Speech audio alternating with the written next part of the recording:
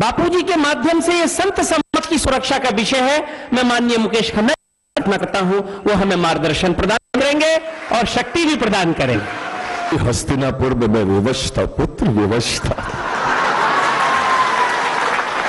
परंतु आज जिस ओर सच्चाई है, जिस ओर ईमानदारी है, जिस ओर देशभक्ति है, उसकी तरफ मुकेश खन्ना भी है, शक्तिमान भी है, भीष्म पितामह भी।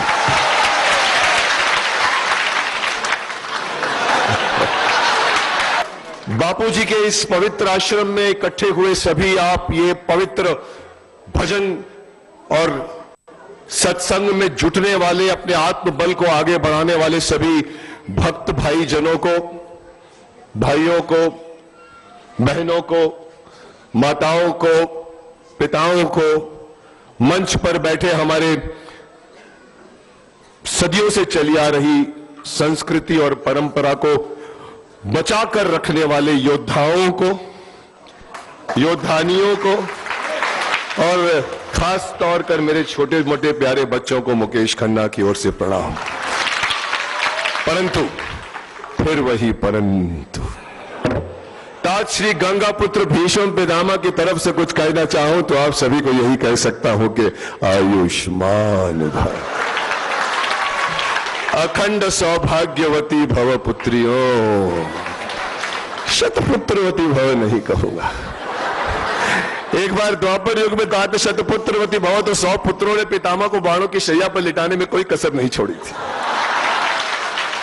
परंतु फिर वही परंतु, यदि होने वाले 100 पुत्र हमारे संत समाज जैसे योद्धा पैदा हो, जो हमारे देश की संस्कृति को आगे बढ़ाए, उसे सुदृढ़ बनाए, संभाल कर रखे, उसमें जुटे रहे, अगर ऐसे 100 पुत्र पैदा होते हैं तो कहा जा सकता है शतपुत्रवती भव, शतपुत्रवती भव।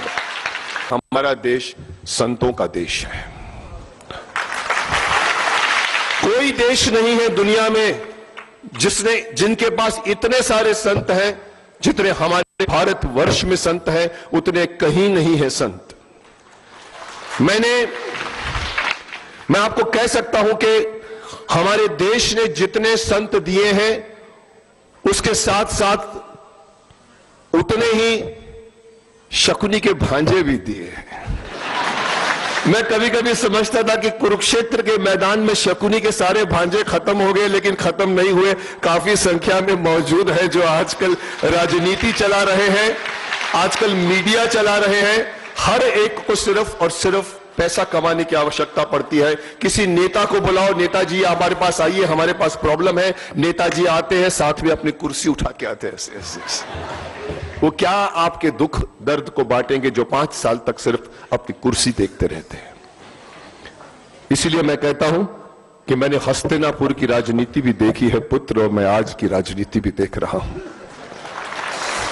आज का शकुनी हस्तिनापुर के शकुनी से ज्यादा काइयां हो गया है, और आज का दुर्योधन हस्तिनापुर के दुर्योधन से ज्यादा दुष्ट हो गया है पुत्र। और यही बात मैं देख रहा हूं कि हमारा ये देश, जिसको हम हिंदुस्तान कहते हैं, जिसको हम अपना हिंदू देश कहते हैं, वहां पर हिंदू कहने में शर्म आती है कई लोगों को, और कई लोग ये सोचते हैं कि हिंदू को कैसे बदल दिया जाए। मुझे कभी कभी अफसोस भी होता है, मुझे कभी कभी यह सुनकर बड़ा आश्चर्य होता है। कई लोग आते हैं, कहते हैं जैन धर्म है, सिख धर्म है, बुद्ध धर्म है, लेकिन हिंदू धर्म नहीं है, हिंदू वे ऑफ लाइफ है। माय फॉट, हिंदू धर्म है और हिंदू हमारा धर्म है। मुझे याद है मेरे पास एक फंक्शन में मोहन भागवत जी बैठे हुए थे। मोहन भागवत जी ने आके कहा कि मैं जानना चाहता हूं कि हम विजय किस तरह से हासिल करें। मैं चाहूंगा हर शख्स आकर मुझे यहां बताए कि विजय कैसे हासिल की जाती है। मैं भी बैठा था, मुझे बाद में कहा था मुकेश जी आप भी आइए बताइए। मैंने एक बात कही थी, मैंने कहा देखिए अभी अभी थोड़ी देर पहले एक महानुभाव आकर कहे गए थे कि जैन धर्म है, सिख धर्म है, बौद्ध धर्म है, लेकिन हिंदू धर्म नहीं है। मैं उनके साथ नहीं हूं। हर बड़ा भाई सिख बनता था, बौद्ध धर्म हिंदू से निकला है, जैन धर्म हिंदू से निकला है, क्रिश्चियन हमारे देश में हिंदू से बने हैं, मुसलमान हिंदुओं से कन्वर्ट किए गए, तलवार के जोर पर कन्वर्ट किए गए हैं, मिशनरी लाकर हिंदुओं को कन्वर्ट किया गया है। और मैं दुखित हृदय से कहूंगा कि ये हमारे देश के हिंदुओं की कमजोरी है। हरिजनों को दूर किया जाता है, जिसे मिशनरी आकर बोलती है आओ हम तुमको पैसे देते हैं, आप क्रिश्चियन धर्म अपना लो, और वो बेचारे चले जाते हैं और हिंदू धर्म कहता है जाओ जाओ। ये हमारे संत समाज को मैं कहना चाहूंगा। वही बात मैंने मोहन भागवत जी से भी कही थी। मैंने कहा अगर आपको विजय चाहिए, आज विजय की परिभाषा है नंबर्स। जैसे आज दिल्ली में बीजेपी शासन नहीं कर सकी क्योंकि उसके पास नंबर कम थे। आज कोई शासन नहीं कर पा रहा था क्योंकि उनके पास नंबर्स नहीं थे। मैंने कहा मोहन भागवत जी को मैं कहूंगा मुझे नहीं पता क्या करना है, पर कुछ ऐसा करिए कि ये सारे लोग वापस आ जाए, ये सारे बौद्ध, ये सारे जैन, ये सारे सिख वापस आ जाए, आपका हिंदू एक पूरी की पूरी मेजॉरिटी बन जाएगी। आज मेजॉरिटी होते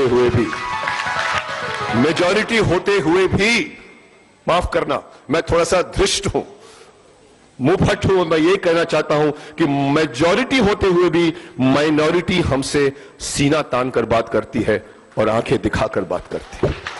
सबसे बड़ा जो हमारे पास बल है वो संत समाज का बल है। मैं इनको प्रोत्साहित करना चाहूंगा कि शक्तिमान की शक्ति इनको देना चाहूंगा। भीष्म पितामह की तरफ से इन्हें वो आशीर्वाद देना चाहूंगा जो अनुज अर्जुन को दिया करते थे, विजयी भव पुत्र विजयी भव। आप बढ़िए और जो समाज में संतों का निरादर कर रहा है उसे दंड दीजिए और ये बताइए कि हमारा देश पूरे वर्ल्ड को शिक्षा देता आया है, गुरुकुल परंपरा देता आया है। गुरुकुल की परंपरा हमारे यहां से निकली है जिसे आज चेंज कर रहे हैं। मैं माफ करना, मैं महाभारत की भी अगर बात करूं, कुछ शकुनी के भांजे और भांजियों ने महाभारत बनाने की कोशिश की है, लेकिन मैं माफ करना, मैं कहूंगा वो बुरी नहीं है, अपमानजनक है महाभारत जो आज बन रही है। चेंज किया जा रहा है कैरेक्टरों को। सत्यवती कहती है मैं भिखारन कैसे रह सकती हूं, सत्यवती ने कभी नहीं कहा था। भीष्म पितामह सत्यवती को जाके पूछते क्या प्रॉब्लम है, सत्यवती कहती कि मेरे बच्चे कहां जाएंगे, तुम तो राजकुमार हो। और फिर भीष्म पितामह प्रतिज्ञा लेता है ऐसा नहीं हुआ था पुत्र, दासराज थे बीच में। ये हमारे देश की परंपरा नहीं है कि लड़की से जाके बात की जाती है, बाप से बात की जाती है। आज की महाभारत में दासराज थे ही नहीं। मुझे पता है ये सीरियल नहीं चलेगी जिस तरह हमारी चली थी, लेकिन मुझे ऑब्जेक्शन है और ये सही जगह है जहां पर ये बात ऑब्जेक्शन उठाना चाहता हूं कि ये हमारे देश के एपिक को, ये हमारे देश का एपिक है, गीता उसमें से निकली है। हमारे देश के एपिक को छेड़छाड़, आप व्यास मुनि से आगे कैसे बढ़ सकते हैं? This is one of the best screen play ever written. उसको आप चेंज कर रहे हो तो आपको चेंज करने का हक किसने दिया पुत्र? माफ करना, अगर किसी और धर्म, किसी और संप्रदाय में आप इस तरह की छेड़छाड़ करके दिखाओ, तलवारें निकल आएंगी, तलवारें। क्यों नहीं कोई इसका ऑब्जेक्शन लेता है कि महाभारत जैसी है वैसे दिखाओ? डेली सोप बना दिया है उसको, सास भी कभी बहू बना के रखा हुआ है। हर कुंती कुंती नहीं दिखती, गांधारी गांधारी नहीं दिखती, वो किसी डेली सोप की सास ननद लगती है मुझे। अगर आपको हमारे से कंपीट करना है तो डॉक्टर राही साहब लाओ, पंडित नरेंद्र शर्मा लाओ। और ये एक बात है, मैं कहना चाहूंगा हिंदू समाज से कि वक्त आ गया है, अपने आप को पहचानो। हमारे मुंबई में बाला साहब ठाकरे कहा करते थे, गर्व से कहो हम हिंदू हैं। मैं वो बात पूरे देश वालों को कहना चाहूंगा कि आपको किस बात की शर्म है पुत्र? आप हिंदू हैं तो बहुत बढ़िया है भाई, तो कहिए ना हम हिंदू हैं। ये वोट बैंक छोड़ दीजिए राजनीतियों के लिए, जिनको वोट बैंक के लिए मुसलमानों और हिंदुओं में झगड़ा कराना पड़ता है। कोई किसी का दुश्मन नहीं है, ना हिंदू मुस्लिम का दुश्मन है, ना मुस्लिम हिंदू का दुश्मन है। लेकिन एन ब्लॉक वोट अगर चाहिए किसी को तो वो भड़काता है लोगों को, दंगे करवाता है। और वो बात गलती सिर्फ और सिर्फ एक संप्रदाय की नहीं है, हमारे हिंदुओं की भी है, क्योंकि हिंदू बट जाते हैं, हिंदू बटते हैं। जैसे मैंने कहा जैन सिख बुद्ध मत बटिए, वक्त आ गया है, अपनी शक्ति पहचानिए और एक समृद्ध एक राष्ट्र बनाइए। मैं कुछ बातें मीडिया वालों को भी कहना चाहूंगा। मैं जानता हूं इस वक्त मैं मीडिया पर हूं, पर मुझे मीडिया से भी बहुत एतराज है पुत्र। आप किसी संत को, पहली बात एक बात बताइए, अमेरिका में राजनायिका के साथ में जो व्यवहार हुआ उस व्यवहार पर पूरा देश खड़ा हो गया। सलमान खुर्शीद ने कहा कि हम नहीं चैन से बैठेंगे जब तक उनके सम्मान को वापस नहीं लाया जाए। भाई, ये संत लोग हमारे इस संस्कृति के राजनयिक हैं, इनके प्रति आप ये बर्ताव क्यों नहीं करते? क्यों इन लोगों को वो प्रिविलेज नहीं दिया जाता जो एक राजदूत को दिया जाता? ये हमारे संस्कृति के राजदूत हैं। ये मीडिया वाले तो ऐसे दिखाते हैं घटनाओं को, पर क्यों आप ऐसे पेश करते हो दिन भर और उसमें से जूस निकालते हो एक ही बात का, दुनिया भर के सबूत दिखाने की कोशिश करते हो, फिर पूछते हो आपका क्या ख्याल है, आपका क्या ख्याल है, आपका क्या ख्याल है? ऐसे लगता है मुझे जैसे किसी फिल्म का प्रमोशन हो रहा हो। ये कब से मीडिया वाले कमर्शियल बन गए हैं? मीडिया का काम है सिर्फ न्यूज दिखाना। भाई, आप न्यूज दिखा के छोड़ दीजिए। ये मत कहिए घटनास्थल के सबसे पहले चित्र हम दिखा रहे हैं, ढम ढम ढम ढम ढम ढम, हेडलाइंस आती है ढम ढम ढम, खौफ फैल गया है, बिल्डिंग गिर रही है। अरे भाई, मत बोलिए, आप सिर्फ न्यूज दिखाइए, हम सोचेंगे कि कितनी घटना खौफनाक है कि नहीं। घटनास्थल के पहले चित्र दिखाते हैं। मुझे एतराज है, और मैंने कहा था प्रभु चावला जी को, अपनी डिक्शनरी में से ये एक सेंटेंस निकाल दीजिए, घटनास्थल के सबसे पहले चित्र हम घटना के पहले चित्र दिखा रहे हैं। माफ करना, आप दिखाइए। दूसरा चैनल कहता है घटनास्थल के सबसे पहले हम दिखा रहे हैं। अरे, हम डिसाइड करेंगे कौन दिखा रहा है, आप दिखाइए सिर्फ। और फिर बीच में बार बार ये मत कहिए कि मिलते हैं ब्रेक के बाद। अरे, कहां जा रहे हैं आप? न्यूज दिखाइए, ब्रेक क्यों करते हो पुत्र? आपके पास कमाई के बहुत साधन हो सकते हैं, बीबीसी भी चलता है, सीएनएन भी चलता है। 2 टावर गिरे थे, एक लाश नहीं दिखाई थी उन्होंने अमेरिका में, और यहां पर कुंभ के मेले में लाशें जा रही हैं और कैमरा जाता है ढन। हम आपको घटनास्थल के सबसे पहले चित्र दिखा रहे हैं। बेचारी किसी औरत की लाश जा रही है, उसके यहां खून बह रहा है, कैमरा उसके ऊपर घुस जाता है। मैंने प्रभु चावला जी से कहा था, मैंने कहा आपका अगर वश चले ना, तो आप उस औरत के नाक के अंदर कैमरा घुसोड़ दें और बोले कि कहां से खून निकल कर आ रहा है, आर्टरी नंबर 2 से निकल के नाक आ रहा है। This is not reporting, this is just TRP, this is just sensationalism. बंद कीजिए उसको। तो मुझे खुशी है, मैं आज आप लोगों की शक्ति देख रहा हूं। मुझे जरूरी नहीं है कि शक्तिमान को ज्यादा शक्ति देने की आवश्यकता है। आपके यहां के भगत ही बता रहे हैं कि जोश है उनके अंदर।